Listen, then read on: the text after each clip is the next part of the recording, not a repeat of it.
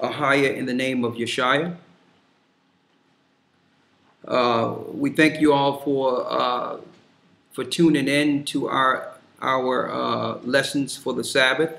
We're going to try to make this efficient and some key information in which everyone could grow and find out what's going on in the world according to prophecy. All right. But before I begin, I want to make sure everyone can see and hear us absolutely clear today.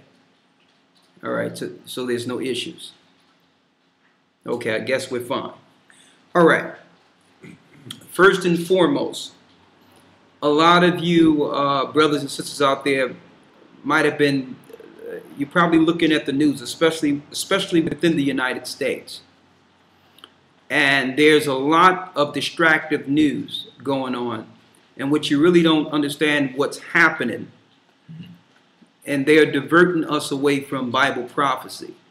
Okay, especially if you are in the Western world. It's total distraction. A few weeks ago, we went over the key details concerning the false flag they had in Boston and distracted everyone from laws that was passed within the United States that leads to martial law. And also there was a lot of other things going on in the United States, like Israel was on their way into Syria to deal with Syria. Syria is being bombed as we speak. And this week, everyone within the United States is now, the news media have focused their attention on Charles Ramsey and some girl that was so-called kidnapped, living in someone's house and having children with this guy and everything. And all of a sudden, she's kidnapped and she was found. That's total distraction. Even them making videos with this guy, music videos and all that. Total distraction. All right? Also, they had to get a new guy, a new face, and we were discussing this, a new face for the YouTube community to laugh at concerning our people now that Antoine Dotson have found the knowledge of the truth. And he have over 500,000 subscribers and people linking into him, over 500,000 people linking into him, dealing with this confusion that he was dealing with before he found the truth. So now that they cannot use him as a way of degrading society, and his influence is going to make many people examine themselves and come to the truth. Now that that have happened, they have gotten a new guy that they just got out of nowhere, Charles Ramsey, and blowing him up now to move him to the forefront, and also in an effort to distract the population from the wars that's going on within the world. So today, we're going to try to focus on what prophecies that are going down right now while they're distracting the world through entertainment. All right? And the key thing that I wanted to speak of in prophecy is Syria. What is the importance of Syria according to the Bible prophecies now that we're here? And what's next? As you know, for years, we've been teaching, don't pay attention to North Korea. Don't pay attention to North Korea, Russia, or any of the proxies that are being used through the Western world. To really focus on the prophecies concerning Iran. You understand? For years, I've been saying the same thing, not because it's me, because this is what the Bible tells us to focus on. Iran is the war that will change everything in this earth. That's going to be the prophecy that changed everything from that day going forward. And Syria is leading up to the war against Iran. So, of course, they will put out distractions and have everyone looking at something different, because who in the world, American citizens or other citizens otherwise, would agree to another unjust war and killing people? But some might ask, well, what do the Most High have to do this? Why would he allow this to happen to Syria? What does this all mean? Well, first of all, let me go into the Apocrypha. The King James Version Apocrypha. All right.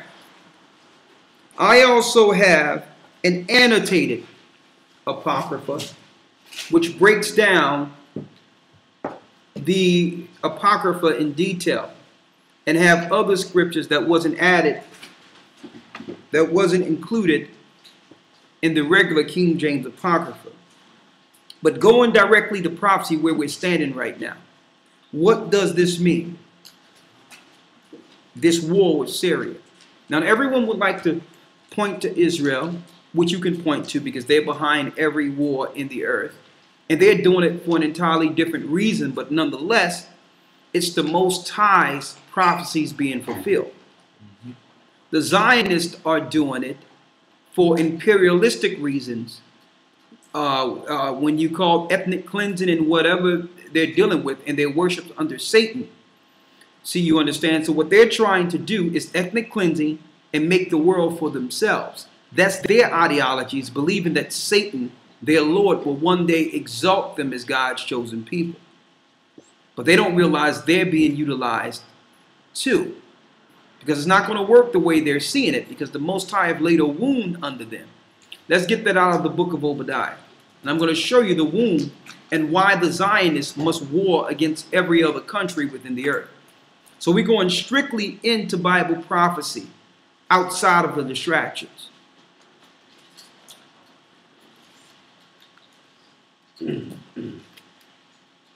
This is the book of Obadiah, chapter 1, verse 7. Go ahead. All the men of thy confederacy have brought thee even to the border. Let's go with the first verse. Verse 1. The vision of Obadiah, thus saith the Lord power, concerning Edom. We have heard a rumor from the Lord, and an ambassador is sent among the heathen. Arise ye, and let us rise up against her in battle. And that ambassador is coming from Iran. And in past prophecies, we were looking at Egypt, but this is deeper than Egypt. Because why? The last impending war that would rise up against Edom would be Persia or Iran today. And you notice all in the news when they talk about Mahmoud Ahmadinejad in Iran, they say that Iran is claiming to do things against Israel. Well, it's deeper than Israel. It's the prophecy between Edom and the Persians. The impending war that will lead to the release of God's people throughout the four corners of the earth. That's what's really going on outside of the imperialistic Zionist agenda of the Jewish people. We know they want ethnic cleansing. We know that they are at war with everyone, but it's deeper than them just fighting people for imperialistic reasons. Why? They must do this for self-preservation. They must take down other countries to survive. It's going to show you that. Read the 7th verse. Verse 7. All the men of thy confederacy have brought thee even to the border. That means all the people whom the UN and the Edomites were in confederate with or in bed with have brought them to the border of war. Because at one time they were all together against us. You understand? That's why they was in confederate together. In Psalms 83, it tells you that all nations came together to keep us from ever knowing that we were the children of Israel. You understand? But once they accomplished that, then it became a war on who would rule in the earth. And Edom double-crossed all the nations that was in confederate with them against us. They're getting all the spoils, opposed to all the other nations who have helped enslave us. They're getting all the credit, all the power, all the imperialistic spoils that come with being the head of the confederate. So now all the nations who were in agreement with them are now coming against them. We put this out last year that in the UN, Mahmoud Ahmadinejad actually started speaking of the enslavement of black people and the slavery that was going on all over the earth when other nations would stay mum concerning that topic for years. Why are they speaking about it now? Because it's really about us. All the nations have agreed to stay on top. And in order to be on top, they would have to agree to fight against God's people. But once we all were subdued, Then it was a war amongst them of who will actually rule these people. So then you have the Jewish people going into the Middle East in 1948, claiming that they're fulfilling the prophecies of Israel, but not at all. They were there as a presence because they're Edom, Jacob's brother, staking claim to a promise that don't belong to them. And when they got there, they began to war against the other nations because these nations have the knowledge of who they are. They knew that the Jewish people had no right to the land. So, of course, you would have continual, perpetual war after war against these people. So in self-preservation, they must deal with ethnic cleansing and the self-preservation of their hierarchy. And that's what these wars are about. On another level, now at the end of these wars, we are free. Now listen to this clearly. Because of the immorality throughout the four corners of the earth, the Most High is also using these wars as an opportunity for everyone to choose the right side of righteousness and not fall into immorality. You do evil, break God's law, and those that control the earth will be able to utilize you and destroy you in this impending battle. You understand? So yes, the Most High allowing this to happen, but only those that fall into immorality will fall with the heads of Edom. And so they have Hollywood to teach you death, killing, immorality, homosexuality, incest, bestiality, destruction, killing, murder, on and on and on. They teach this within society so that they can recruit out of the population people into their war. You understand? Because those that are following the Most High have a hedge on them, a protection that will not allow them to fall, even through all these perils. So you must volunteer yourself into their satanic army. Now, why is it Syria now? Well, Syria was once in agreement with Israel against us too. So now it's their time. Now it's their time. So they're going to go through the same downfall. They're going to go through the same downfall as Libya. They're going to go through the same downfall as these other countries. They're going to go through it. They're going to fall. But in the midst of this fall, Iran is sending thousands of troops over into Syria. Why? Because there's a pipeline that's going through the whole area into Afghanistan. And that's their life source. So that's going to lead to the last war of this earth. Before everything is blacked out. Before everything changed all at once. This is what's going on leading into World War III. Everything is going to change in this earth when Iran begin this war. When they step into this war after Syria is taken down. Syria will never be the same after this. But they were in league with the nations against us. Let's get that first. Let's hold it and get Psalms 83. And then we go into 2nd Ezra, the 16th chapter, and read about the destruction of Syria. Now, mind you, all these lands at one time belonged to us. Parts of Damascus belongs to us. Israel was ours. All these nations were in agreement to destroy us. Now, you must pay the piper. What goes around comes around. You had to know at one point these same rogue nations who was in confederate against us, to fight against us, would turn on you. Why? If they would destroy, demoralize, and kill God's people, what do they care about another country in confederate with them? If Esau would do this to his own brother, you know he don't care about you. Think about it. Jacob and Esau were brothers. So if Esau did all this to his own brother, know that they will totally go to war with everyone after their brother was subdued. Common sense would have told you that. And another thing, you nations thought that we would never wake up too. You thought that we would stay on the bottom forever.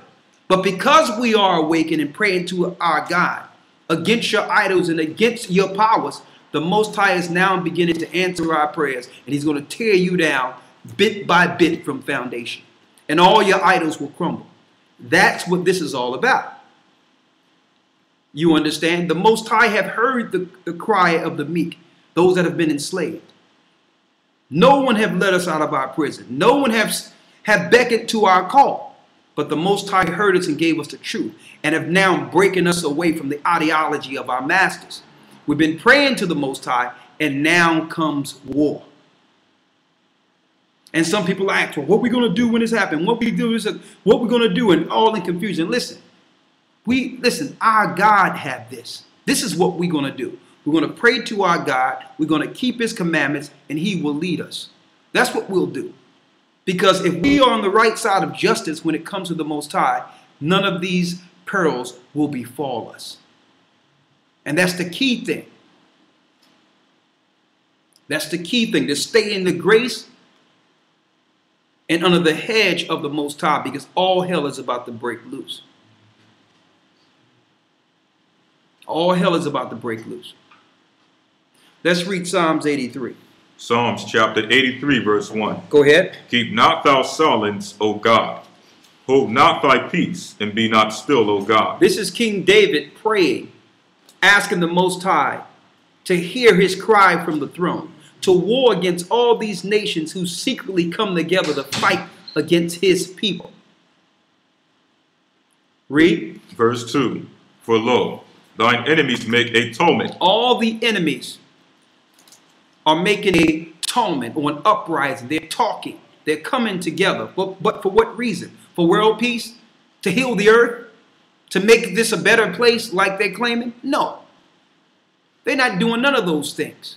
They're coming together and are speaking against us. Speaking against God's people. And that's why David had to pray to the Most High, because he understood these enemies were not for his turn.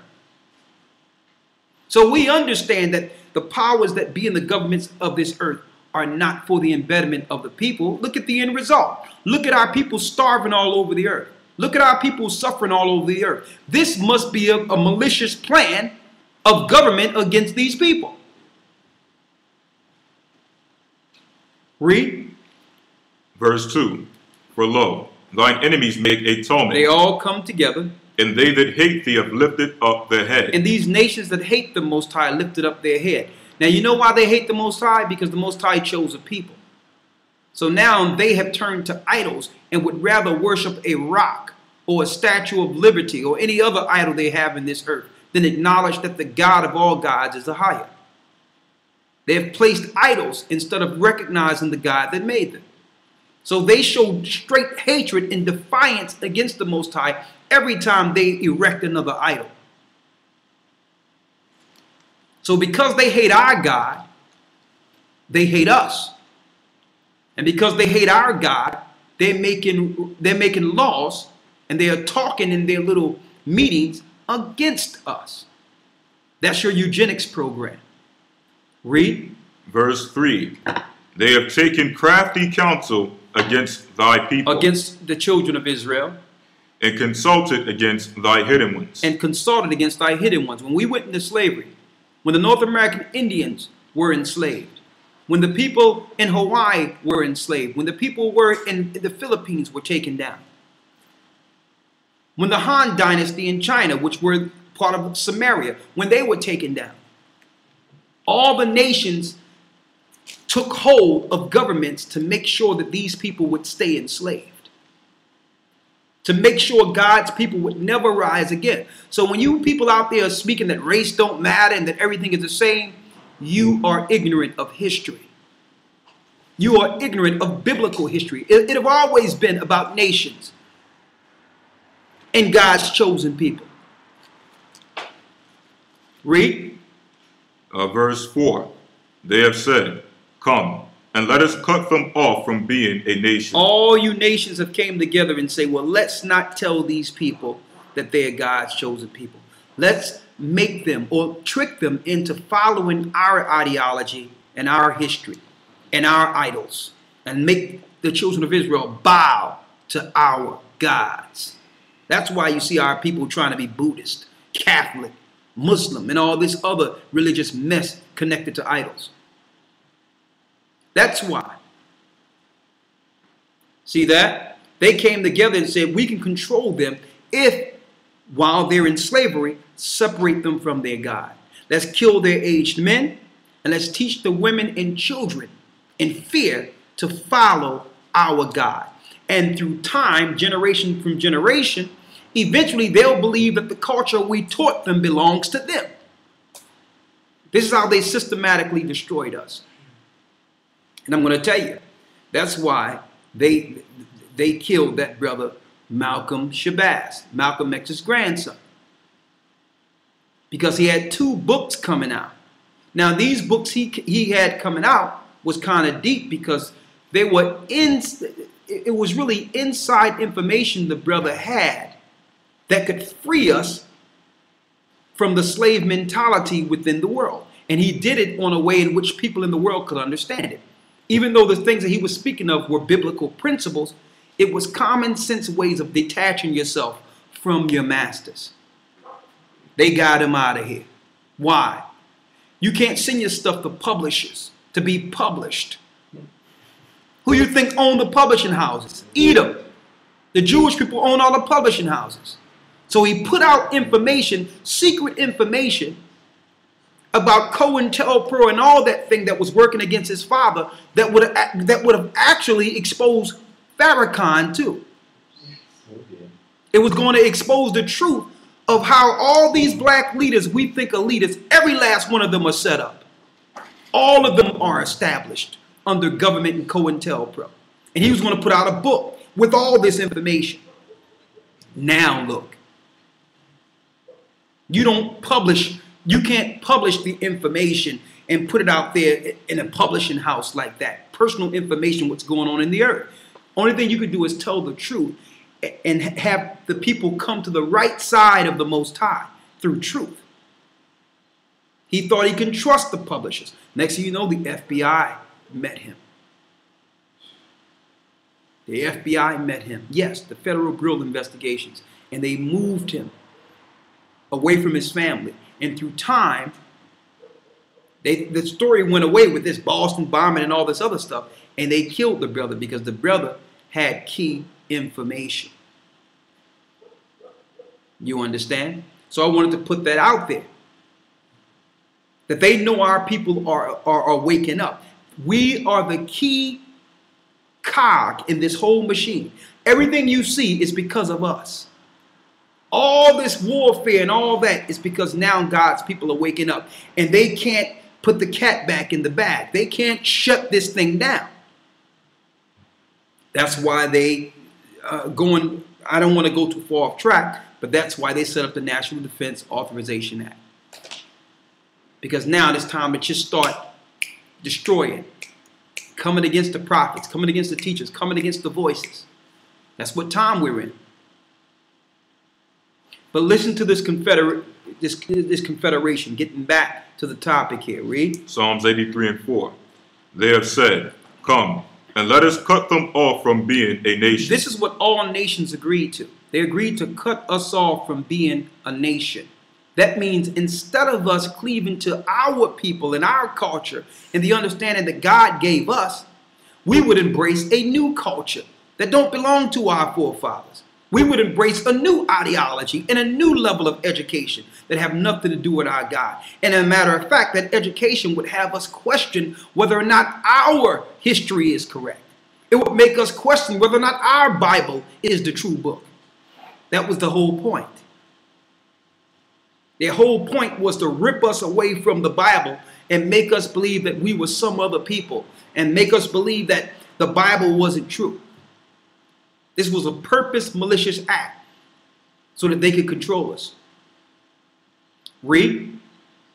That the name of Israel may be no more in remembrance. They didn't want Israel to ever figure out. They never wanted us to know we was Israel. So they taught us we were Ham in your Christian churches and put up your preachers eating pork and all this mess to teach us that we're Ham.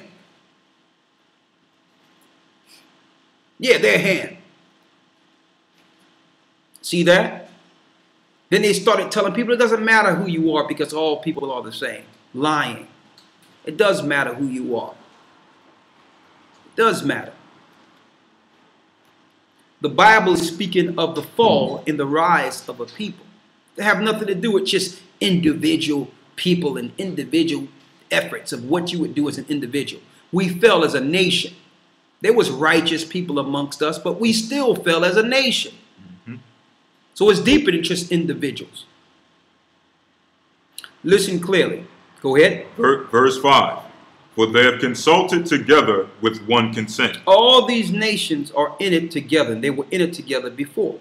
So as long as they could benefit from our fall, they kept their mouth shut. They didn't say anything, knowing who we were. Read. They are confederate against thee. And they are confederate against the Most High. Read. Verse 6. The tabernacles of Edom. Now it's naming them one by one, showing you the head of Edom is over them all. And I know in Christian church and other places they try to tell you Edom is done away with. Don't believe it. 2 Esdras 6 and 9 tell you Esau is the end of the world, and Jacob is the beginning of it that followeth, showing you that Edom would be ruling at the very end. Okay? Edom is operating. A matter of fact, even through their own history, and in the Jewish encyclopedia, it tells you Edom is Rome. Wake up. They're not Japheth. They're not all these other people you claim it. Edom is the head of the Confederate. Just like they're the head of the UN. So their chief job is to make sure God's people, the same people, the poor people living in the ghettos, the same people living in the slums, that they systematically put on crack and separated families and killed them and push alcohol on them and push all type of depression on these people. These same people, they had a focus on to keep them from not becoming a nation. They needed to keep them from ever finding out that they were actually the children of God. To take away our greatest weapon. If we believe that the Most High is not our God, and if we start believing that, that the Most High don't exist, that's the greatest weapon the nations can use to keep us enslaved. See? So this is what the nations did. Read. Verse 6. The tabernacles of Edom. Edom chief numero uno. And the Ishmaelites. And the Ishmaelites. Next. Of Moab. Now you have Ishmael, which is the Arabs, which is what you would call today the Muslim Brotherhood. The Saudis, who are working with the Western world, with these fake terrorist activities and all this propaganda they're putting before the news. But they're working to suppress, to make sure we never wake up as a people. To see, they're watching us closely. Because our awakening is also prophecy that tells them how much time they have left. Read. Of Moab. Moab. And the Hagarites. Now, when you look at Moab and Ammon, these are people or Middle Easterns that surrounds the border of Israel. When you look at the biblical maps, Moab and Ammon were on the borders of Israel. And at certain points, they would cut us off so that we couldn't escape when the Edomites were trying to destroy us. So they was working with the nations too. And these would be your modern day Palestinians, your modern day Jordanians. That's who they are today. They're in the Middle East. They were never displaced any other place. Get yourself a biblical map and look where Moab and Ammon is. That's where they are today. So now the Most High is showing us in the Bible all the nations that were confederate against Israel or God's people, not the Jewish people today. They're not Israel at all. They don't even believe in the Bible. They know the Bible is not theirs. They know that they're not the children of Israel. Okay, so why is this important now? All the nations that we're naming are now being double-crossed and destroyed by Edom. They was in confederate with us, but now the Jewish people are over there taking them out. See? Read. The Hagarenes. The Hagarenes. Verse 7. Gabal and Ammon. Gabal and Ammon. And Amalek. And Amalek. Amalek is the chief of Edom. And what's deep about Amalek that's different from just straight Edomites, they also have the seed of Nephilim in them, the Horite seed. They believe that they are demigods, like your Queen of England. That's why she running around with a crown on her head.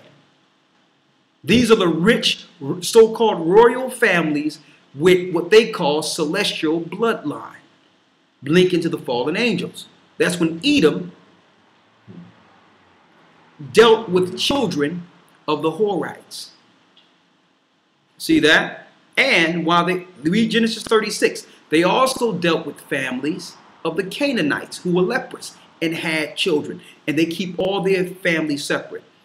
You have some dukes, you have some on certain levels, and you have some that can only be royalty based on their bloodline when fallen angels dealt with women. There was a bloodline on the mother's side that Esau gave his sons to, that he had sons with.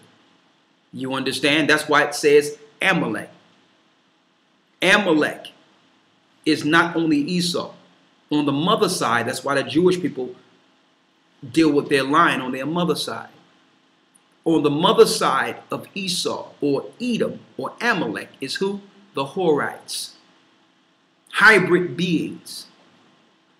Okay? So they are confederate against us also. Read. The Philistines. The Philistines. With the inhabitants of Tyre. Go ahead. Ashur also is joined with them. They have holpen the children of Lot. And they have holpen the children of Lot. All of them surrounding our land, Israel, was at confederate. They were confederate against David. And they are still a confederate against us. Read. Verse 12. Who said, let us take to ourselves the houses of God in possession. They all agreed to enslave us. We went from slavery to slavery. And I know they try to tell us today, well, don't worry about it. All people was enslaved with somebody at one point in the earth. That's a bold-faced lie. You tell me right now, show me 1 million Chinese people going into captivity under any other nation. Show me 1 million Iranians going into captivity under any other nation. Show me 1 million white people going into captivity under another nation. So that's a bold-faced lie. Okay? That's a bold-faced lie saying, well, all people serve people. No. It's one thing to have indentured servitude, which is the equivalent of you actually having employment today. You're being paid for employment. That's one thing. But forced servitude of a nation have not happened to any other nation but us, starting in Egypt. Okay? So they try to downplay our captivity by claiming that, well, everyone enslaves everybody in different cultures. That's a bold-faced lie. It was always against us. Why? They was upset. They was mad because we didn't acknowledge their rocks and their idols, their metals they were worshiping as gods, and that we would tell them about the true God and let them know what they were doing immoral in the earth. And our existence was a plague to theirs. And they could not beat us at that time because we were with our God. They could not physically fight us, and they could not spiritually take us down because we were with the God of all gods at one time until we fell, until we were tricked by the nations and began to follow their ways. So the Most High said in Deuteronomy 32, if you want to put up a no God for me, I'm going to put up a no people for you. If you want to follow these people, you will serve these people. And that's why we built all the empires you see in the earth today. That's the reason. We turned our back on our God, and therefore he had to send Christ to give us a new way back to him. A new path. Read. So all nations were confederate. So now, Galatians 6 and 7, get that real quick.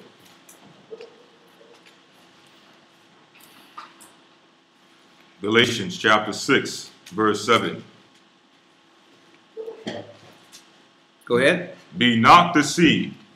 The Most High is not mocked. The Most High is not mocked. For whatsoever a man soweth, that shall he also reap. What goes around comes around. So now all the nations that were confederate against Israel, now it's your turn. And I know it's unjust. You can see it on all these shows. They claim it, well, what America is doing is wrong. What Israel is doing wrong. They're bombing them. You know what? They are wrong. But guess what? What did you expect? Where was the cry when our people were being enslaved? Where was the cry when we were being put on ships and was taught that we were someone else?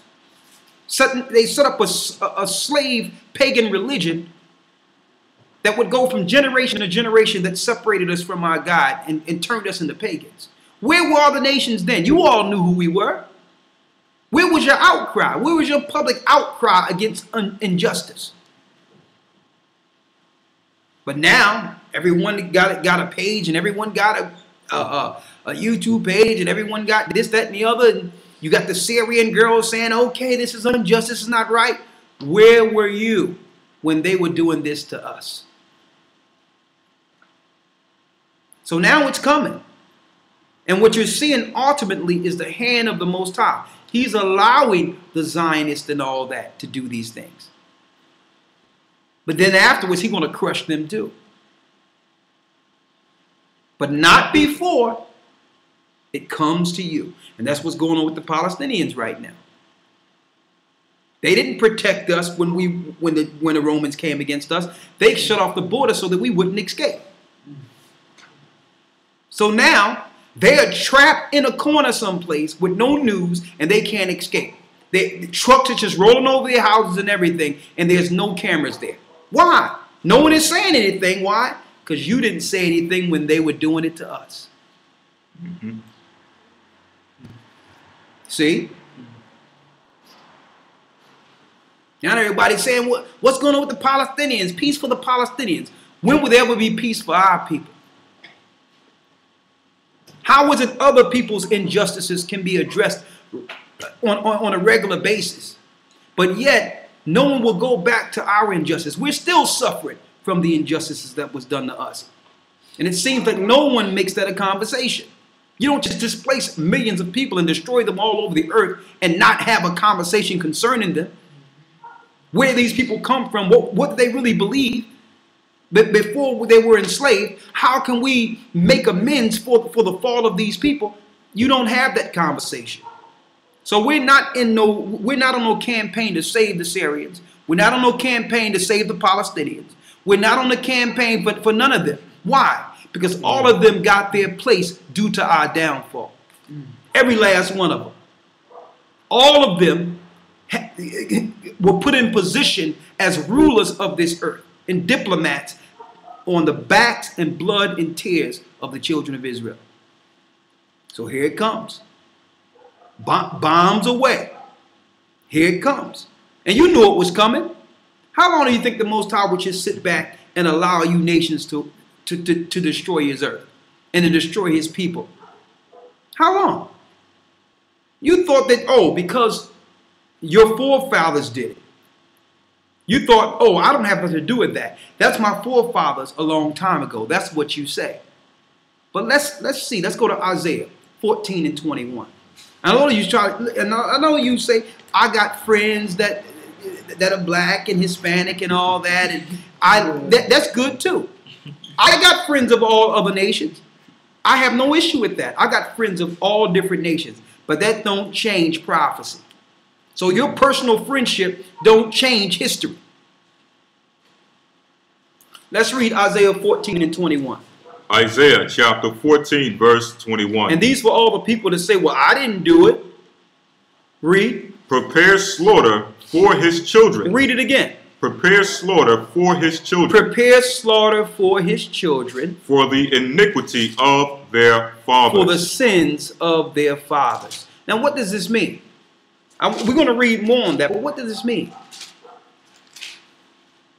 You've inherited the riches and power and rulership and country of your forefathers.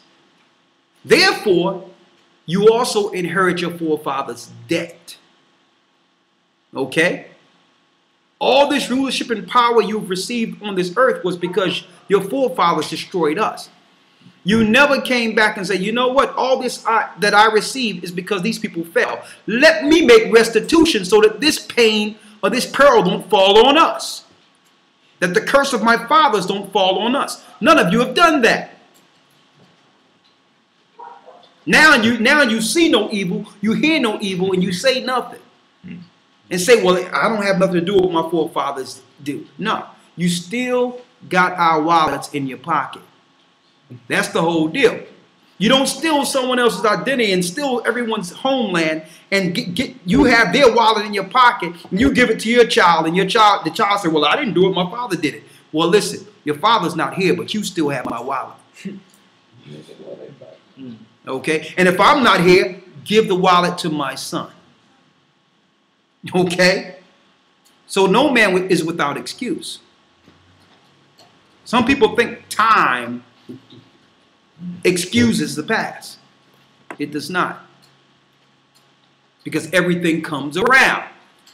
Time does not excuse the past. Time can go by, but if there's a debt to pay, you must pay it. And if you die, your son must pay the debt. But eventually it's going to come around. And because all nations don't want to come together and have this same conversation about the children of Israel, the Most High is going to turn this whole earth upside down and allow you to destroy each other. It's going to come internal now. The same people you are confederate with, they're going to fight against you. It's an internal fight. It's going to continue until it erodes to the very core. And that's the only way God's people will ever become free in this earth. He must break all the powers of the kingdoms. And that's what we're seeing. So I'm not dealing with all these little distractions that's out there. I'm just sitting back, doing my studies, doing what we have to do. And my total focus have been for years on Iran.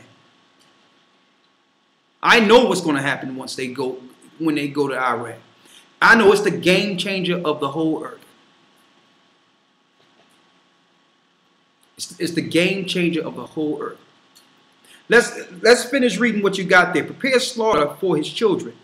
For the iniquity of their fathers. For the sins of their father. That they do not rise. That they do not rise. Nor possess the land. Nor possess the land. Nor fill the face of the world with cities. Or make new cities. See that?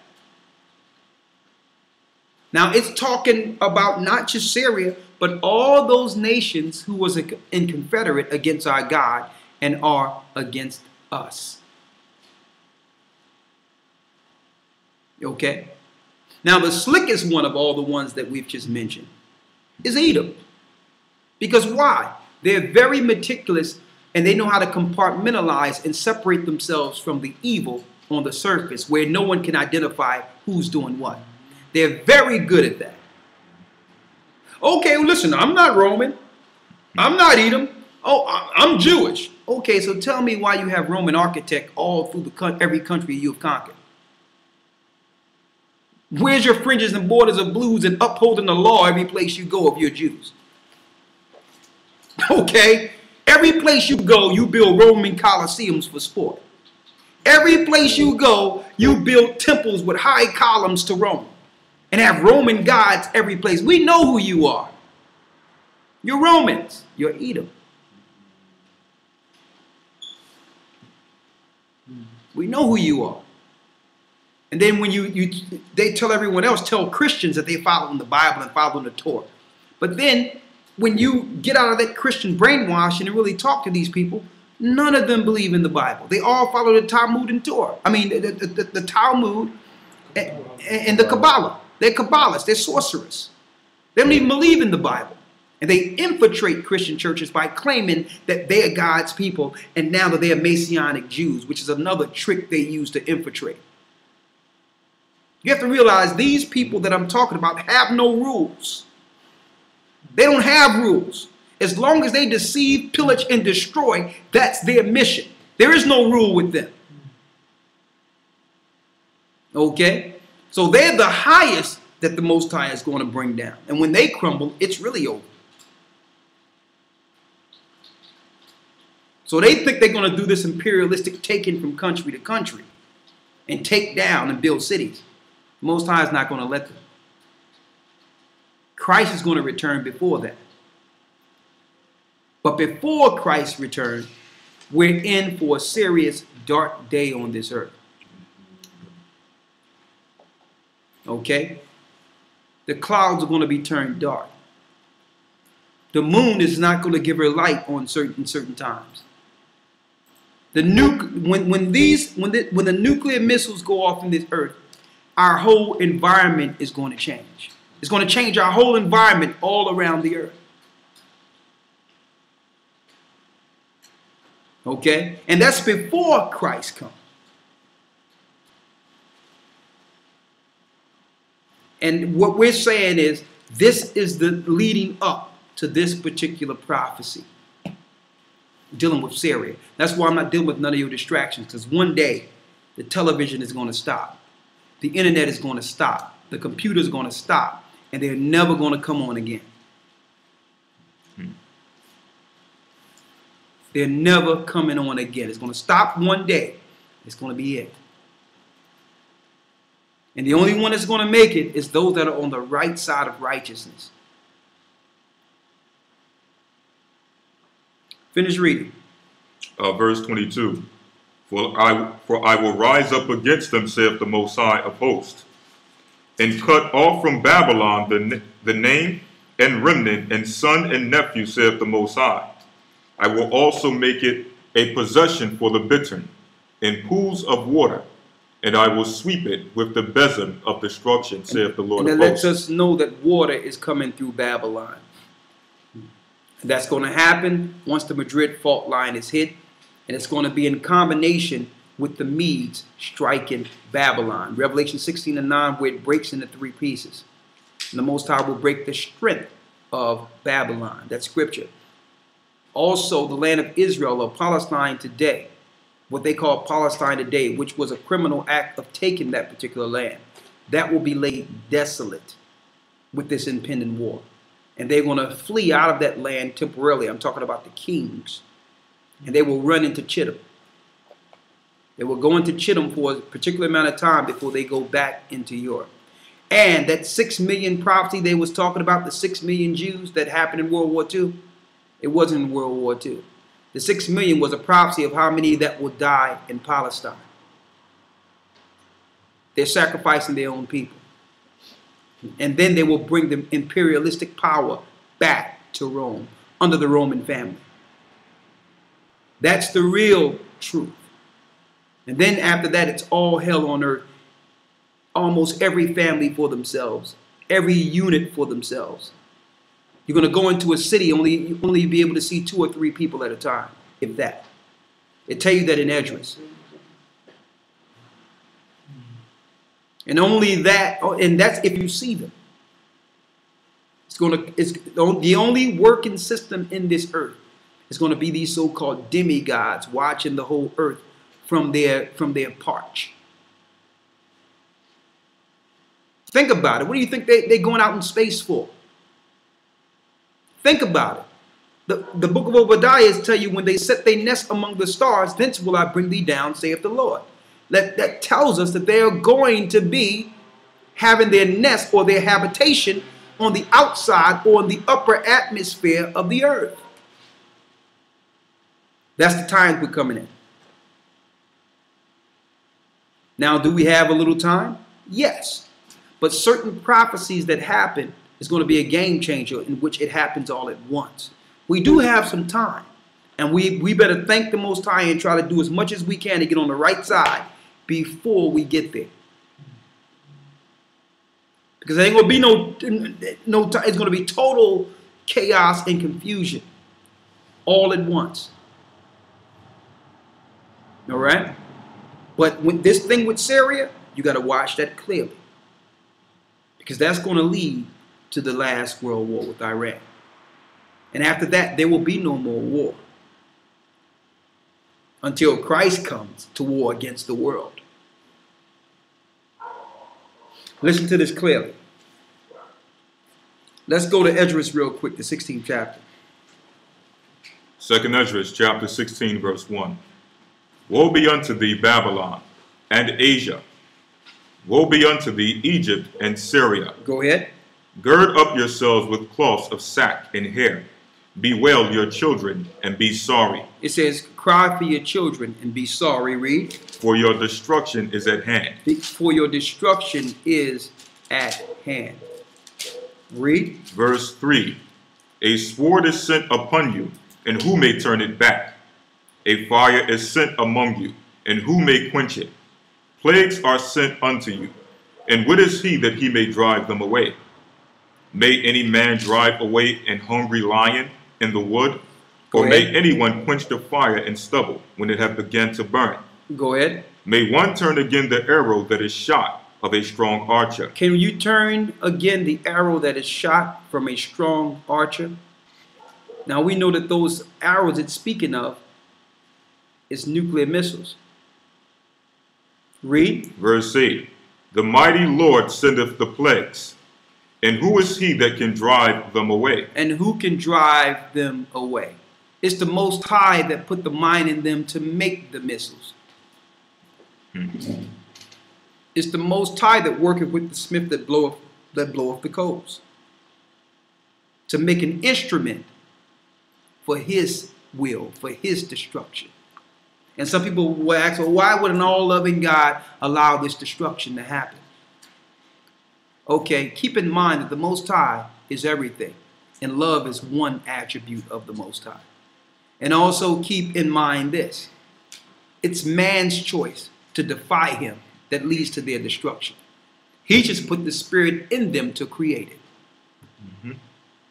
All right, so you can't blame the Most High for allowing these things to happen, because man have turned their way in error against him, and they have created their own destruction. So you still can't blame the Most High. As we get closer to the coming of our Lord Christ, Yeshua, as we get closer to his coming, is the world becoming better? Are they teaching our children to uphold righteousness? Are they teaching the people to stay away from sin, or are they promoting sin? Okay, so because of that, the Most High will eventually rain down fire like he did against Sodom and Gomorrah. Read. Verse 9. A fire shall go forth from his wrath, and who is he that may quench it? Go ahead. He shall cast lightnings, and who shall not fear? And who shall not fear? Read. He shall thunder, and who shall not be afraid? The Lord shall threaten, and who shall not be utterly beaten to powder It at his says, presence? read that part again. The Lord shall threaten. So I don't know what God they talking about in the Christian church, but the real God threatens. Okay, that's another thing. That's why a lot of people don't believe, because they in their mind they've been programmed to believe that the Most High is on the throne with flowers in his mouth or something, flowers in his teeth and all that. No. And he says, and for those who don't follow him, that they shall be utterly what? Beaten to powder. Beaten to powder. Right? Read. Verse 11. The Lord shall threaten, and who shall not be utterly beaten to powder at his presence? Go ahead. The earth quaketh, and the foundations thereof. The sea ariseth up with waves from the deep. That's what's coming. And that Madrid fault line throughout the earth, it cracked. The beginning crack went back to the original flood. See that? It went back to the original flood when the Most High cracked the earth and allowed the waters to come up from that's where the crack came from. That's where the fault line came from the beginning. The whole earth was affected due to the sins of man and the fallen angels. And that whole line connects directly to where? The Great Pyramid. That whole line, that crack, goes right around the earth to the Great Pyramid.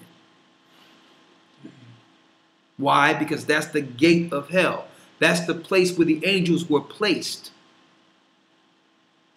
when they came and sinned against the Most High in the earth and taught mankind all types of evil and wickedness. Okay? So that's where the crack came from. And eventually, when the bombs hit, what's going to happen?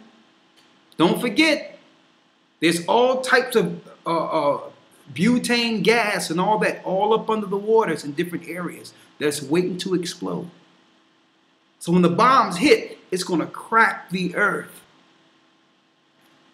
on its fault. And at that time forward, the skies are going to turn black. It's going to be totally something out of sci-fi someplace. And right after that, there's going to be serious attacks of specters and chitums because demons will be released from hell. This is what's really going to happen on earth.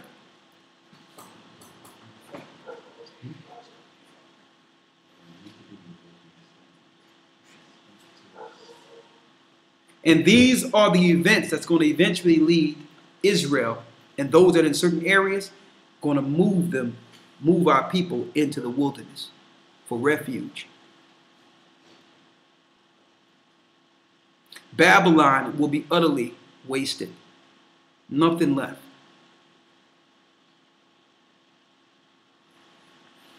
Finish reading. Verse 12. The earth quaketh, and the foundations thereof. The sea ariseth up with waves from the deep, and the waves of it are troubled. And the fish thereof also before the Lord, and before the glory of his power. For strong is his right hand that bendeth the bow.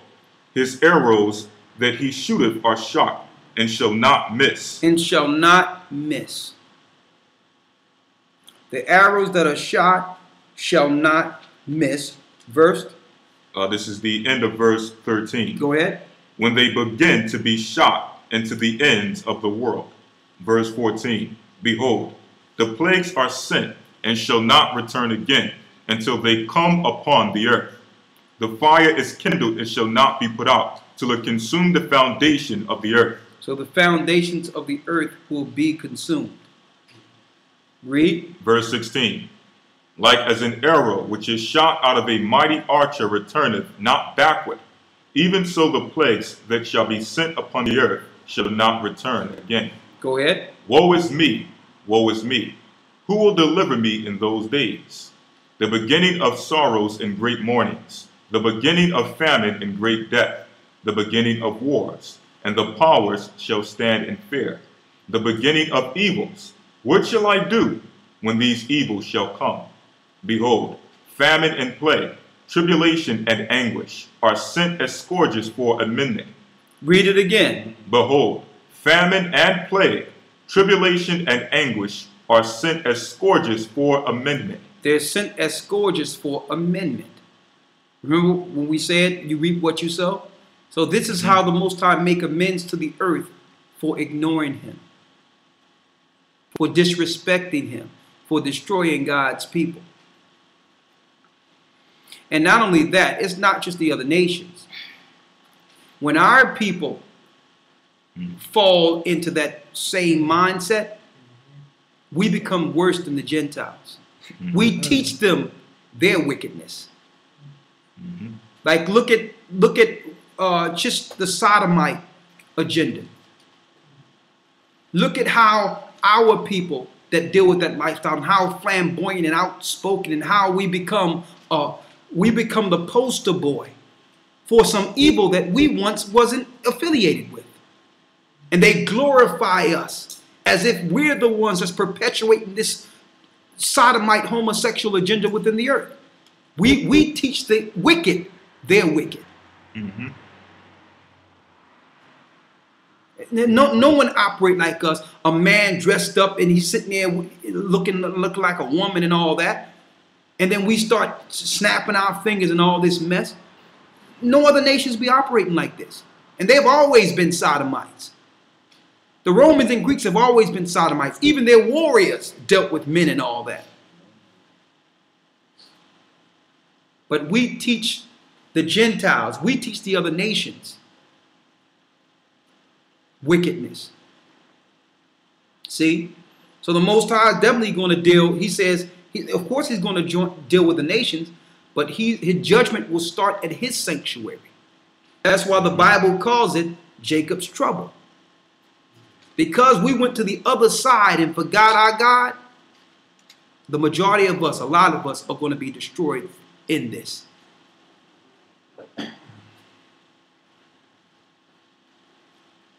Read. 2nd Ezra chapter 16, verse 20. Go ahead. But for all these things, they shall not turn from their wickedness. Look at that. Right, the next verse. The Most High is cracking up the earth. You see all these things are coming. Y'all see it coming. But yet, everyone is partying like it's 1999. Let me tell you, I done had people tell me in no uncertain terms that don't worry about it. They don't know. I have people say, well, I don't know if it's going to happen because stuff is still going on in the earth. You still got football. You still got movies that's going to come out years from now. And it seems like that's the whole point. Don't forget, Hollywood is named after a Druid stick.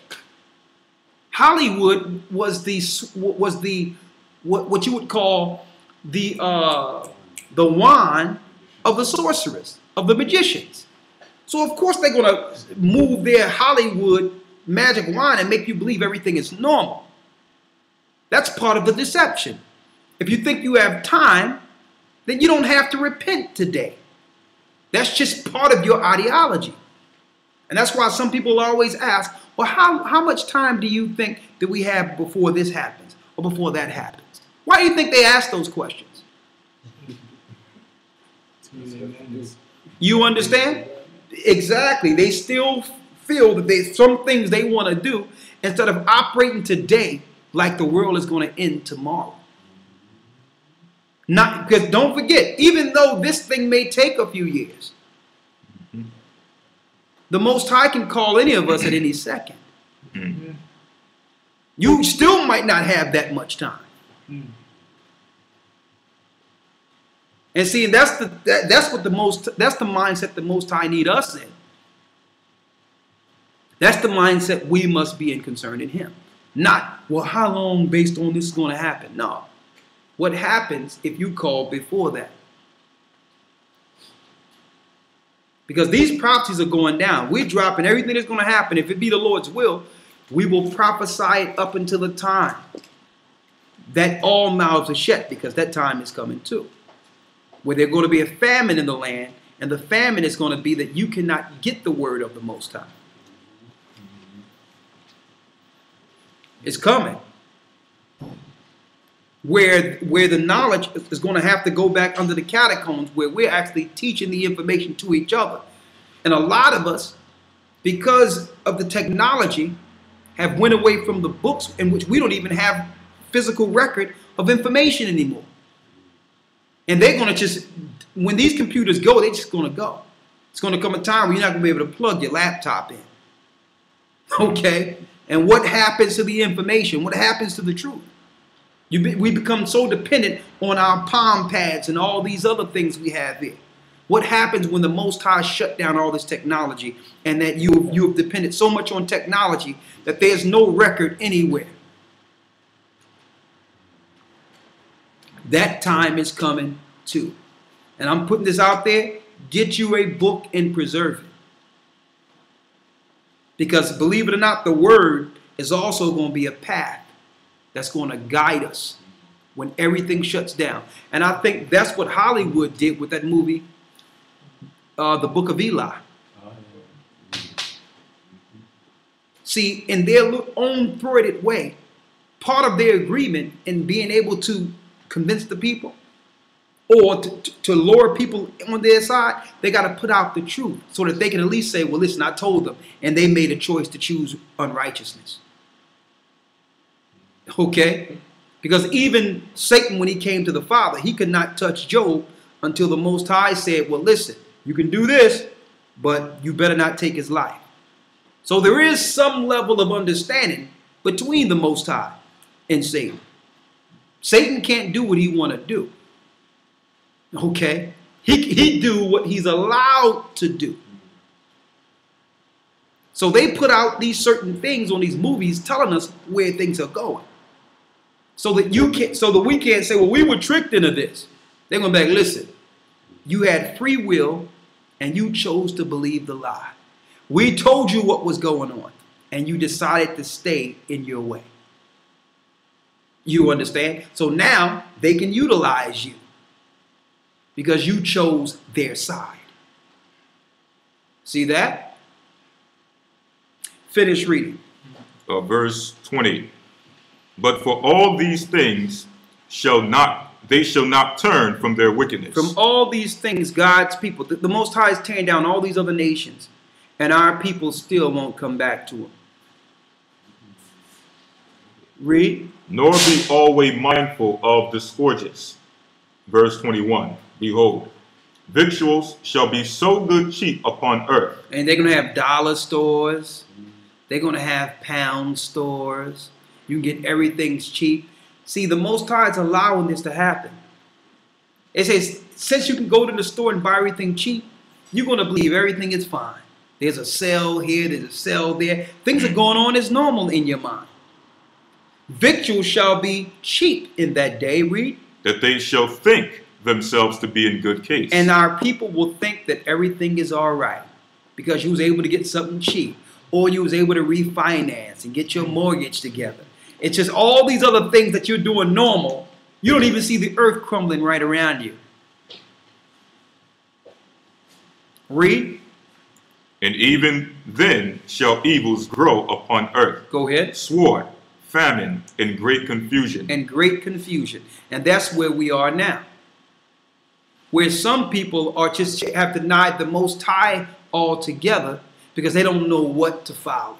That was part of Satan's plan too. Why did you think that in America, when those Satanists or Masons came together, that they allowed the freedom of religion? They wanted confusion of so many choices to be there for the population so that you didn't know, so you wouldn't find the correct path. It wasn't so that you can have the freedom to follow what you want to follow. It was to confuse the masses and make it so that when our people begin to wake up, the slaves, we would have all these choices and would never get back to the Most High. Okay? It wasn't so that, because when you look back, all the so-called founding fathers, all of them really believed the same thing. So what were they allowing freedom of religion for? The freedom of religion was to influence us, the slaves that was there, to make it so that we can't get back to our God. That's why in our homes, you'll see this guy, he's a Muslim. He's a Christian. Mother Jehovah, they witness. Okay? Now the sister's dabbling in being a Buddhist. All the same people, the same culture, affected by the ideologies that were embedded in our society. And on top of that, now they're making it almost against the law to teach someone the Bible. They got a thing in England now that I found out, that if you teach someone the Bible or try to convert them into the teaching of the Bible, that you are now an extremist, a terrorist or an extremist that's trying to affect, they call it what? Spiritual rape. That it's rape now, spiritually, if you convert someone from their religion. You're raping their minds. That's a law on England books. Now check that out. The Bible is the key to unlock all the information, to give us an understanding of why things are really happening. So they'd rather you not even talk to people about the Most High. You understand? That's the time we're in. Finish reading. 2nd Ezra, chapter 6, verse 22. Go ahead. For many of them that dwell upon earth shall perish of famine, and the other that escape the hunger shall the sword destroy. See that? That's the future. Read. Verse 23. And the dead shall be cast out as dung, and there shall be no man to comfort them, for the earth shall be wasted, and the city shall be cast down. There shall no man be left to till the earth and to sow it. The trees shall give fruit, and who shall gather them? The grapes shall ripen, and who shall tread them? For all places shall be desolate of men, so that one man shall desire to see another and to hear his voice. For of a city there shall be 10 left, and 2 of the field, which shall hide themselves in thick groves and in the clefts of the rocks, as in orchards of olives, or as any orchard of olives. And that's why the so-called elite have built themselves underground caverns with natural foods. Think they don't know these prophecies? And part of what they're doing to so-called keep their imperialism or their power on the earth is turn to their own destruction. So they're going to have to go underground themselves. But it tells you when Christ returns, he's going to send the saints to come get you from out of the rocks. So you're not escaping either. Okay? You're going to be dragged from your underground caverns. You can't escape the God that made you. And it's amazing that now the so-called Romans and atheists, you know, and I did some research on this atheist teaching. Do y'all know that the atheist teaching is the newest religion on earth? It's not even ancient. It's not even back in ancient times. When you look at ancient times, there was always a belief of gods and the greatest God. There was no such thing as God didn't exist, because they were worshiping the gods. Even the fallen gods they were worshiping. The atheist is the new religion. In the past, the whole majority, the whole earth knew that God existed. Now, whether or not they wanted to follow him was another topic in itself. But still, they knew he existed. Now, the Satanists have created this new religion called atheist. And they really believe that there's a God. That's what they're preparing for. They know the prophecies. Finish reading. Verse 29. As in an orchard of olives, Go ahead. Upon every tree there are left 3 or 4 olives. Go ahead. Or as when a vineyard is gathered, there are left some clusters Go ahead. of them that diligently seek through the vineyard. Even so, in those days there shall be 3 or 4 left by them that search their houses with the sword. Go ahead. Verse 32. They're going to be searching people's houses with what? The sword. See that? So this is the whole plan. They're going to be coming from house to house, seeing who's left. And see this. They actually showed this. Hurricane Katrina. When they was going to house, seeing who was left from the so-called flood when they blew the levees. And they was putting a red X on all the places where people were dead. See that? So it's not like they're not telling you what's going on. And see, you cannot read this information in any other place but the books, the records of the Hebrews. The Bible is where we're reading. And see, Christians don't want to teach this because they say, I don't want to teach doom and gloom. I just want to teach peace and love and prosperity and being saved. Listen, if you're not teaching what's going on in the modern day, you're not teaching. The truth is not doom and gloom. Why? Because if doom and gloom leads to the freedom of our people, that's a blessing. And some people might say, well, this is fear mongering. What do you think the prophets taught about? What do you think they talked about? Other people saying, well, you cramping our style. We can't operate normally because you out here fear mongering. And Isaiah is saying, listen, don't you know Israel is going to crumble? Don't you know they're going to take our children into captivity? They're going to kill us. They're going to destroy us if we don't come back to our God. Isaiah, Jeremiah, all the prophets were saying the same thing. And the people didn't want to hear it. Why? Because it would affect their normal goings. So now they make that an evil thing if you tell the truth. Because it's nothing that's going to help keep your delusion. So now they got a new word to stop you from coming to the truth. And that's, oh, they're fear-mongering. Well, the Most High says he's going to send storms, destruction, earthquakes.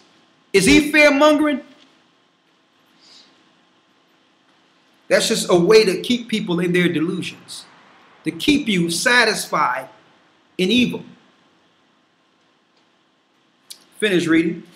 Second Ezra, chapter verse? 16, verse 32. Go ahead.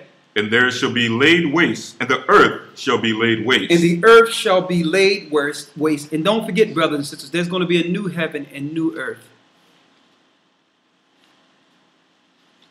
It's going to be a new heaven and new earth. Okay? It's coming. Read. and the earth shall be laid waste, and the fields thereof shall wax old. And her ways and all her paths shall grow full of thorns, because no man shall travel therethrough. The virgins shall mourn, having no bridegrooms. The woman shall mourn, having no husbands. Their daughters shall mourn, having no helpers. In the wars there shall their bridegrooms be destroyed, and their husbands shall perish of famine. They're talking about the men that are in these wars. It's going to be fighting in these wars. Many are going to die within the militaries all over the earth. The only militaries that they're looking to have left are the European Alliance military, which will be the one world UN army controlling the earth. Like they're sending them to Nigeria now, they're sending them to different parts of Africa now. That's going to be the army the Most High is going to be fighting against, that Christ will fight against when he returns. But us, our people in the military, they're looking to totally eradicate us altogether in these militaries. Read. Verse 35. Hear now these things, and understand them. Go ahead. Ye servants of the Lord. You servants of the Lord. Verse 36. Behold, the word of the Lord receded. Believe not the gods of whom the Lord spake. He says, you believe my book, and don't ever believe in the gods in which what? Of whom the Lord spake. The gods that the Most High warned us from. Do not believe in these other religions. They were made to keep us captive, to keep us destroyed. And listen, it doesn't matter. You may have a fallout with brethren or sisters or whatever the case is. I don't care what the case is.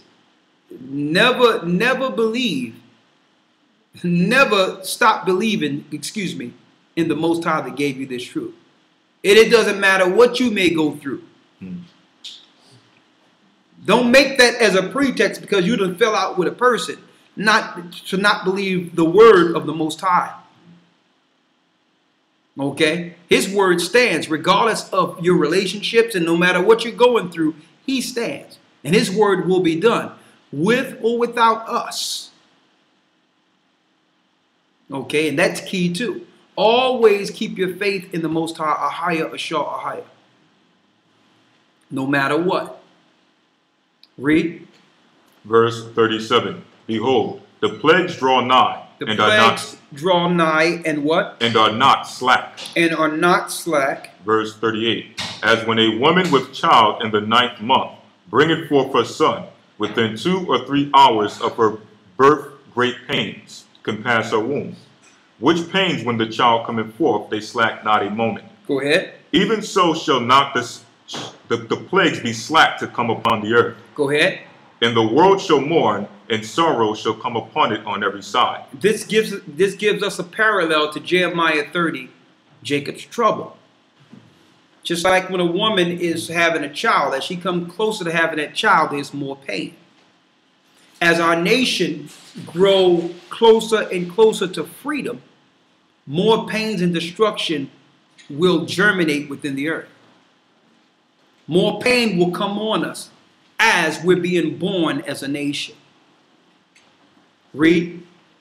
Verse 40. O my people, hear my word. Make you ready to the battle. And in those evils, be even as pilgrims upon the earth. Be as what? Be even as pilgrims upon the earth. Be even as pilgrims on the earth. Be ready to move from place to place. You can't call no place home. Why? We haven't been home for a long time. So don't hold to your homeland or where you were born and think you're home. That will be the biggest error. If our forefathers who lived in Israel woke up in America, they would probably want to go back to sleep. This wasn't the home they envisioned, or the other places we're captive. If our forefathers would wake up in any of the places we are captive, they would want no part of it. So you must separate yourself spiritually and understand that spirit of patriotism they put on you is a demon. It's total deception to make you feel you're home. We haven't been home for a long time. Our home is Israel. We haven't been there for a long time. And even if you go there, it wouldn't feel like home. Because the heathen have defiled it. We must wait until the Most High totally purge that place with fire and Christ lead us back home. And only at that time will we have rest. So the Bible says we have to be like pilgrims in those days. Be prepared to move from place to place. If you stay in one place too long, it would mean your downfall. Be prepared at any day to say, you know what? It's time for me to go the next place. And eventually, the angels will lead us into one place. Read. Verse 41. And I want to put this out there. Brothers and sisters, separate yourself, even fiscally. Understand that if you are dealing with a mortgage or whatever the case is, you're renting anyway. Why take on all the pressures of a place that don't belong to you? Okay? And if you have to in the earth, rent from place to place. Instead of having a place that you think is yours, but you're paying rent called mortgage. Why? Because when the time comes, you're going to be like, well, I don't want to leave my home. I put so much into this. You were never home from the beginning. Mortgage is nothing more than a high price rent. The people that own that land that have enslaved you own that house. And the whole ideology in the American dream and the dream of owning is to keep you in your delusion, to make you believe you have something. When if you don't have a culture, if you don't have a land, if you don't institute your own laws, if you can't govern your own people in your own land under just laws, you have no home. That's just what it is. Read. Verse 41. He that selleth, let him be as he that fleeth away. Go ahead. And he that buyeth, as one that will lose. He that occupieth merchandise, as he that have no profit by it. Go ahead. And he that buildeth, as he that shall not dwell therein. So even if you building, understand that one day you're going to walk away and that building will still be there. Why? Because this is not our rest.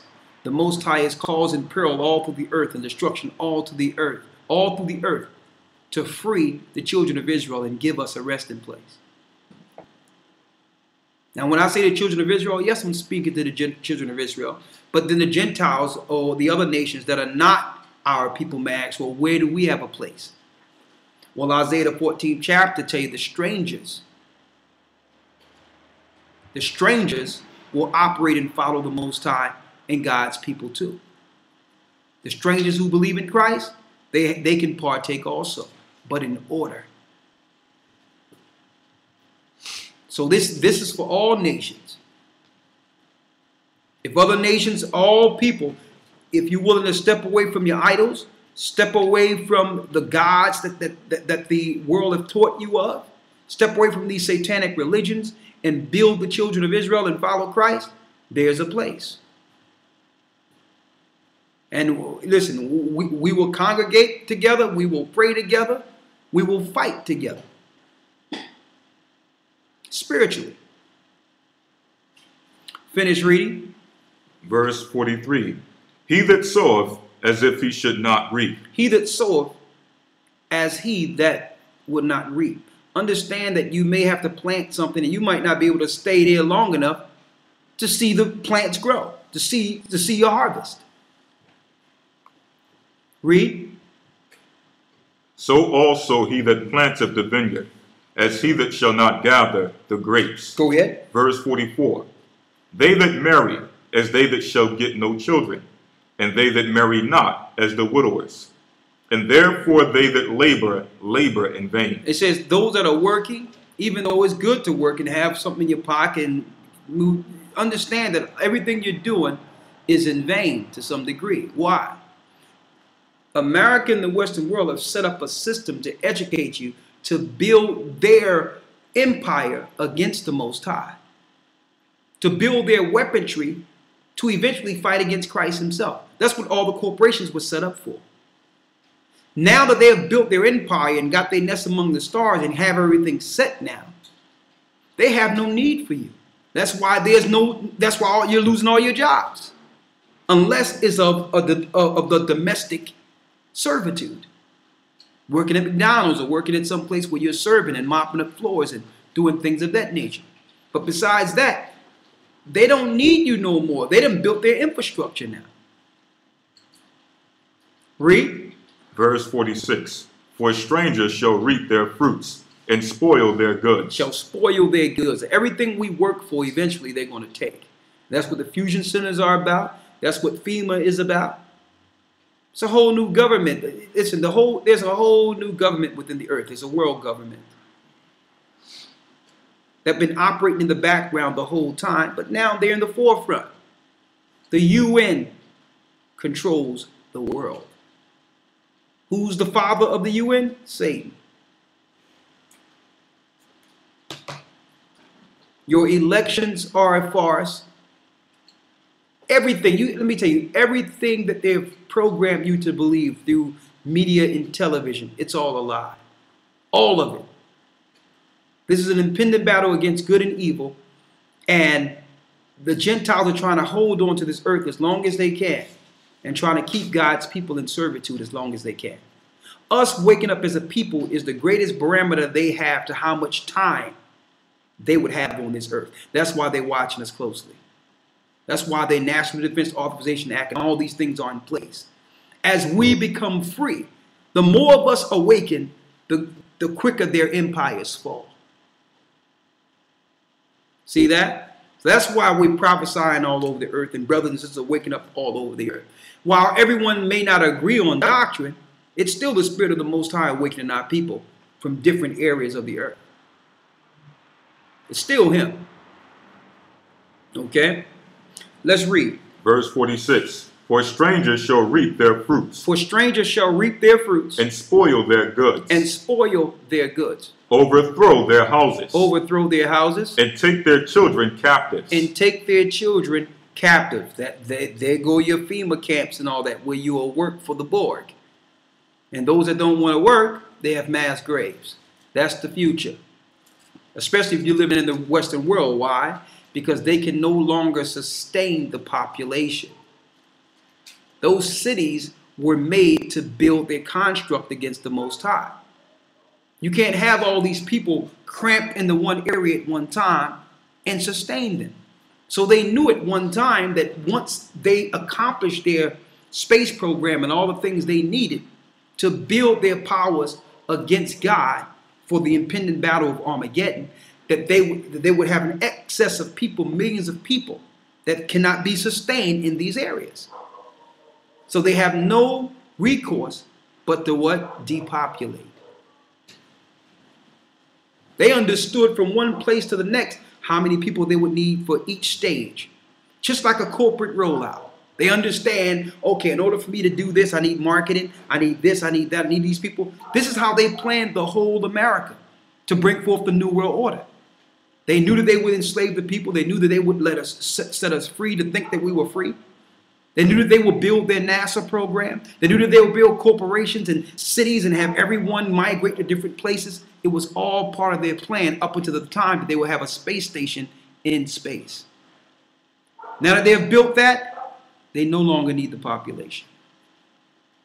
And the people are becoming more aware. So now the population is a threat to the imperialistic government, to the people, the small amount of people, the small number of people who are ruling.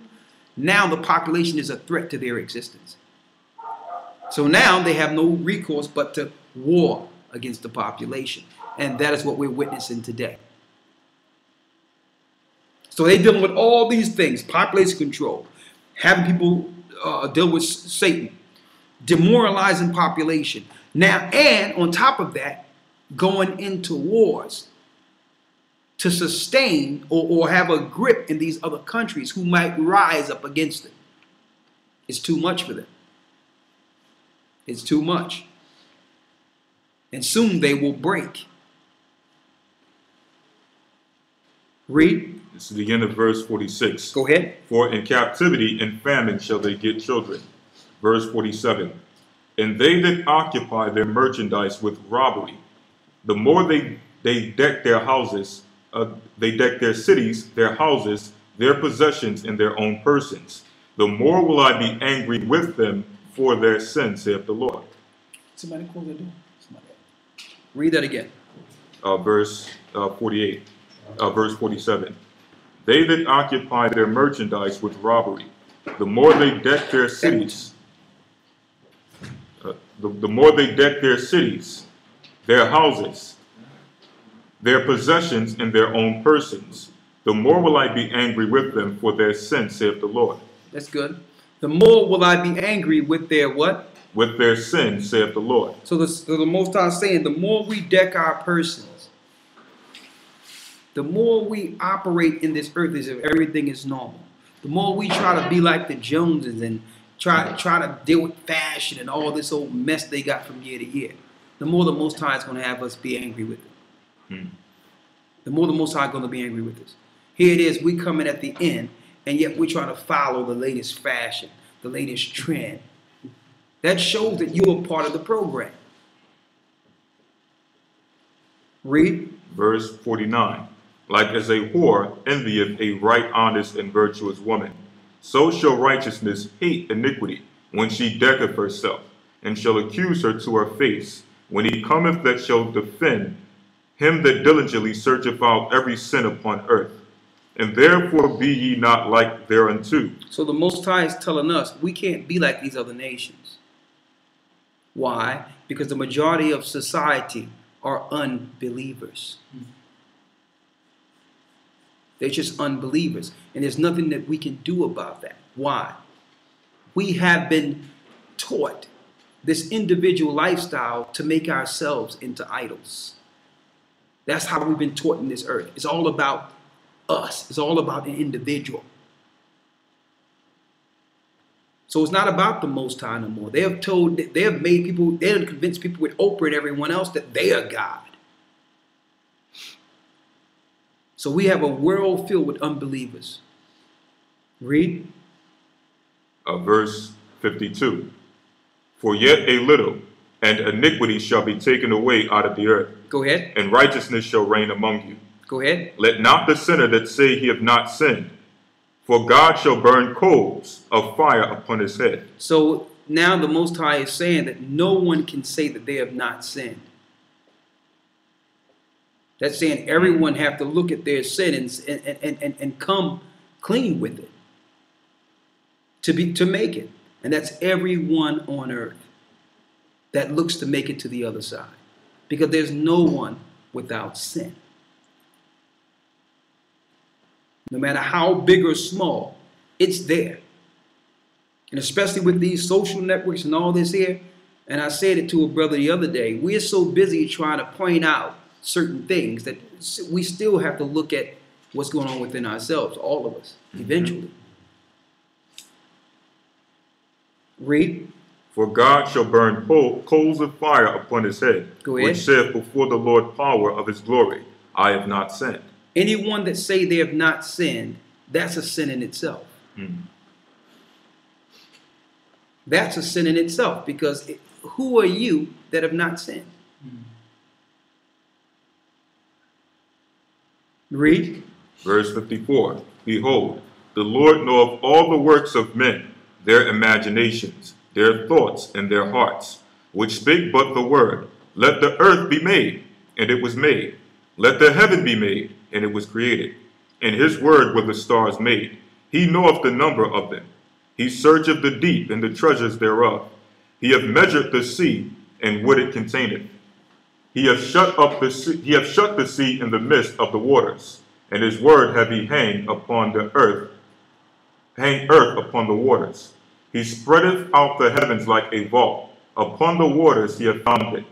In the desert he hath made springs of water, and pools upon the tops of the mountains, that the floods might pour down from the high rocks to water the earth. Verse 61. He made man and put his heart in the midst of the body, and gave him breath, life, and understanding. Yea, and the Spirit of the Almighty God, which made all things, and searcheth out all things, and the secrets of the earth. Surely he knoweth your inventions, and what ye think in your hearts, even them that sin, and would hide their sin. Therefore hath the Lord exactly searched out all your works, and he will put you all to shame. And when your sins are brought forth, ye shall be ashamed before men, and your own sins shall be your accusers in that day. What will ye do? Or how will ye hide your sins before God and his angels? Behold, God himself is the judge. Fear him, leave off from your sins, and forget your iniquities, to meddle no more with them forever. So shall the Most High lead you forth, and deliver you from all trouble. Read that again, that last part there. Verse 67. Behold, Here's the key. the Most High himself is the judge. The Most High himself is the judge. Fear him. Fear the Most High, which is to keep his commandments. Leave off from your sins. Go ahead. And forget your iniquities. And forget your iniquities. Read. To meddle no more with them forever. That means to walk away from them from that time forward. Recognize the sin and say, you know what? I'm going to walk away from this forever. And never go back. When you make that decision between you and the Most High, he sees it. That's an oath covenant between you and him. Read. So shall God lead you forth and deliver you from all trouble. That's the only way we'll be delivered. That's the only way to get deliverance from all these perils. So, of course, the Most High would not have us look at the prophecies and not give a direction out, or direction out of the way of destruction. Of course, he would give a direction out of destruction. So he's going to tell you the destructions, so you will see it's coming. And that'll be a pretext to say, you know what? Let me see what my sins are. Let me make an oath with the Most High, put them to bed forever, and never go back to that again, so that I can be guided when it's time. That is the answer. See? And see, that's why in our system they teach us, well, the laws don't matter. They make their own laws, even in churches now. They accept homosexuality and all types of sin. They're dealing with the prosperity movement and all that stuff. So they have went off and made their own laws and created their own laws concerning sin. But yet they eat pork, shrimp, crab, lobster. They celebrate Christmas. They celebrate Easter. They deal with all these holidays under Satan and paganism, and have actually ignored the laws of God. So the Most High is saying now, it's time to come back. He's going to tear down all the idols. He's going to tear down all the kingdoms. Because don't forget, in every high place, in every kingdom, in every capital throughout the earth that they have their government, there's high idols. So in order for the Most High to do this, he must tear down their idols with the fire that's coming. He's going to tear down their cities, their idols, their high places, their groves. And only those that have looked at their sin and put it off altogether will make it into the next part of this. Will make it into the kingdom. And that's where we are. So that's a direction out. Read. Verse 68. For behold, the burning wrath of a great multitude is kindled over you. Go ahead. And they shall take away certain of you, and feed you, being idle, with things offered unto idols. So while we're idle, they will begin to do things that make us eat food sacrificed to idols. And I say that all the time. That's another deception they do. You go into these stores, they got halal meat, what they sacrifice to Satan. Halal is Satan. You go into some of these Chinese restaurants, they have sacrificed the food on altars to the dragon. They put the food on little altars before, and they pray over it before they serve it to the people. So while we're idle, understand that there's a spiritual war going on. The Gentiles and other nations are able to rule over us. Why? Because they're praying certain spirits into our food.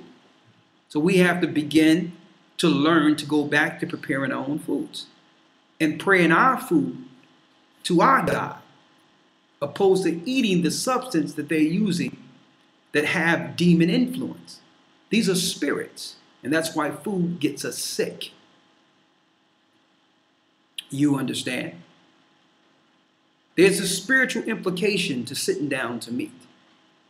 Because what? You are acknowledging the God that has given you the nourishment.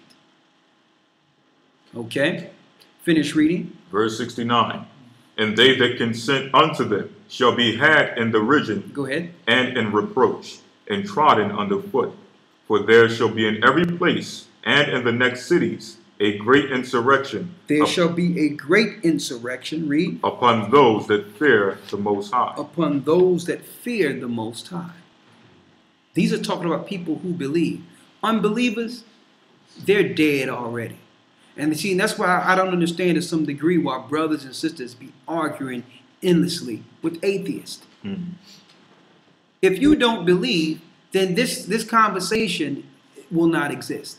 There's nothing I can say to you if you don't believe in the Most High, because if you don't believe in Him, what can I say to you? I'm only a product of His creation. So I see these people be trying to debate and fight against atheists. Listen, skull and bones, you're dead already if you don't believe in God. Okay? You're dead spiritually. That's why you don't believe. Okay? So there's going to be something that comes on people who fear the Most High. Why? Because these wars and the peril is not taking them by surprise. They understand that their God spoke of these things. They know that this hell must get unleashed on earth. They understand this. Read. Verse 71. They shall be like madmen, sparing none. That's where it's coming. Read. But still spoiling and destroying those that fear the Most High. Go ahead. For they shall waste and take away their goods, and cast them out of their houses. So I don't care what your mortgage is and whose name is on the deed. When it all come down, they're going to take you out of your house. Okay, that's Agenda 21. We had someone on the news on the radio station discussing it last Wednesday. Your house don't belong to you. It never belonged to you. So when it's time, look what they just did in Boston. They just doing test runs, getting you used to what the whole country will be soon. They use a pretext of two patsies they created with this Boston thing who were just working with the government. But at the end result, they were engaging population. They were putting you out of your house and telling you to get on the sidewalk while they go through your whole house. They're engaging you. They're letting you know that this don't belong to you. So the next step is to what? Put you out of your houses.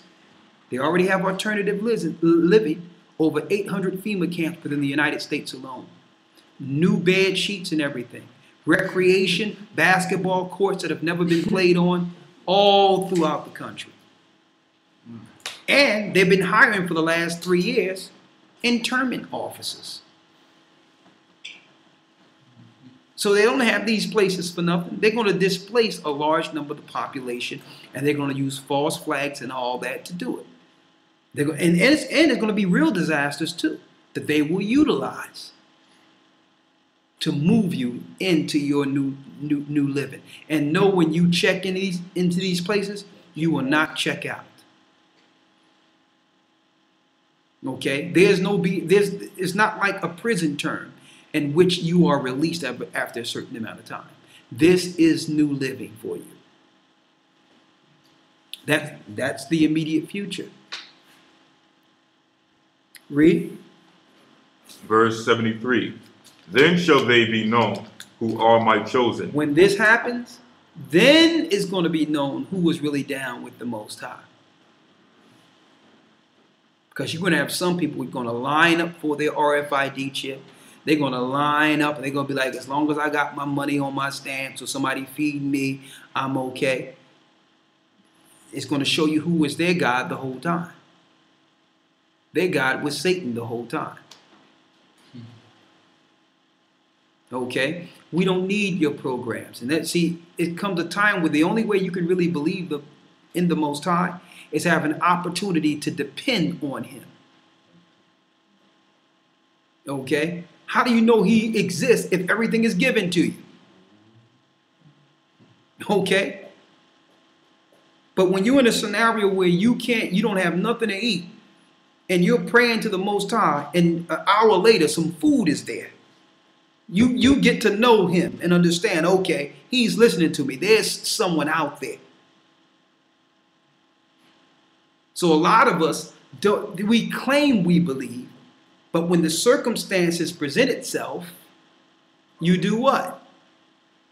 You cleave to socialism. You cleave to your master, which is your government. And that's why you really don't believe. You believe in your master. And who's the master of your government? Satan. You can't serve two masters. Either you will love one and hate the other. Cleave to one. You understand? You're going to choose a master. And that's when it says, y'all going to get put out of your houses. Then it shall be known. Read that again. Then shall they be known who are my chosen. Then it will be known who are the chosen people of the Most High. Who's really down with the Most High? Was it your house that made you believe in God? And because you were blessed and you got a house and car? Was that your core belief because you had things? Suppose your things get taken away. Now what? A lot of people are going to be like, since you've been following this new thing, everything being taken away from you, you're not being blessed. They make you feel bad when you lose things. When really, Christ didn't have a place to lay his head. He had nothing, but had everything. So your spirituality is not tied to substance. Just because you have something in this earth doesn't mean that you're down with the Most High. And the Most High is going to test you when he have them at your door, dragging you out of your house. And you're going to be like, well, hold up. I'm an American citizen. I'm this, I'm that. They're going to look at you and say, listen, you can either get on this truck, you can either leave, do whatever you want to do. You either come with us, okay? But you're not going back into that house. They did that during Katrina too, dragging people out of their house. Well, hold up, I'm an American citizen. I own this place. Well, you can't go back in there. Okay, this place has been confiscated. Okay, under national security. We have a place for you. They did it also with Sandy, Hurricane Sandy. They had these alternative places to displace people. It's coming. All these so-called false flags are tests to see if society will push back against this acclamation. And you know what? Society is going right with it. So when they come all at once to start moving people, then it's going to be known who's really down with the Most High. To me, it's not really going to affect me mentally or spiritually like that because I understand we're not home anyway. And wherever the Most High need us to be, that's where we'll be. The same way with Christ. Christ said, listen, I'm the Son of Man. I'm the Son of the Most High, and I have no place to lay my head. One city, they tried to make him king in one city. He's like, listen, this is not my kingdom yet. I'm here to die for my people. So he wasn't about the house. He wasn't about the chariots. He wasn't about the riches of this world. He was about doing his Father's business. And then after, when he returned, he'll get his dominion. See, a lot of us, we want this kingdom and the kingdom to come too. And it doesn't go like that. You have to give up something in this kingdom. You have to give up this kingdom to receive the kingdom. And you know what? They will never teach this in the prosperity movement, that you must give up your life to receive the life that's coming back with Christ. They make you believe your house, your car, you're going to get a blessing next month, you're going to have a new car, that's the Most High being with you. That's not the promises of Abraham. The promises of Abraham went down to Isaac and Jacob. And the black people in the church don't even know they're Jacob. So they're not dealing with the blessings of Abraham. Okay? Read on. This is the end of verse 73. Go ahead. And they shall be tried as gold in the fire. Verse 74. Hear, O ye my beloved, saith the Lord. Behold, the days of trouble are at hand, The days of trouble is at hand, but I will deliver you from the same. but the Most High will deliver us from these troubles. 75. Be ye not afraid, neither doubt. So we're not supposed to be afraid. We're not teaching this for fear mongering. It's to make you aware. Read. For the Most High is your guide. Verse 76. And the guide of them who keep my commandments. To who do what? And the guide of them who keep my commandments. He will only guide you if you keep his commandments. So all that garbage they teach in the church, the law is done away with, is a destructive tool that will lead to hell. The guide, those that are in the spirit, will be those that are in tune with the Most High's law. Read. And the guide of them who keep my commandments and precepts. And precepts. Where are precepts found? In the Bible. So that's the key point I wanted to bring out there leading into Syria. Soon it will be Iran. Prepare yourself. This is what's coming. All praises be to the Most High. Before we go, there's one thing that I wanted to bring out real quick.